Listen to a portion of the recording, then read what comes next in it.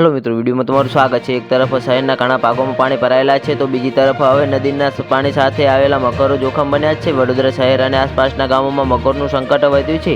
આપ જે દ્રશ્યો જોઈ રહ્યા છો તે વડોદરાના કામનાથ નહર હોસ્પિટલ રોડ પરના રહેણાંક વિસ્તારના છે। આ મહાકાય મગર રહેણાંક વિસ્તારમાં ઘૂસી આવ્યો હતો તો જ્યાં મિત્રો હાલ મોટા અને મહત્વના સમાચાર સામે આવી રહ્યા છે। સ્થાનિકોના મતે 15 ફૂટથી મોટો આ મહાકાય મગર ઘરમાં ઘૂસી આવ્યો હતો। દ્રશ્યોમાં જોઈ શકાય છે કે તેમાં આ મકર ઘરમાં ઘૂસતા રહીશોના જીવ તાળવે ચોંટી ગયા હતા, જે બાદ મકરને રેસ્ક્યુ કરી દેવાયો હતો।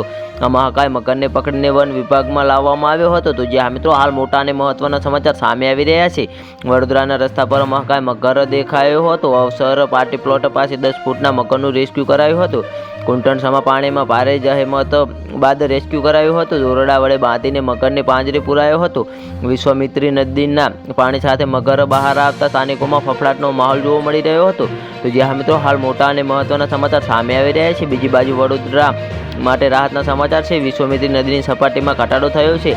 વિશ્વામિત્રી નદીની સપાટી ઘટી 32.50 ફૂટ થઈ છે। ગઈકાલે નદીની સપાટી 35.25 ફૂટ હતી, જ્યારે આહવા સરોવરની સપાટી 213.75 ફૂટ પર સ્થિર છે તો જ્યાં મિત્રો આ ઉપરાંત શહેરના અનેક વિસ્તારોમાંથી પાણી ઓસર્યા છે।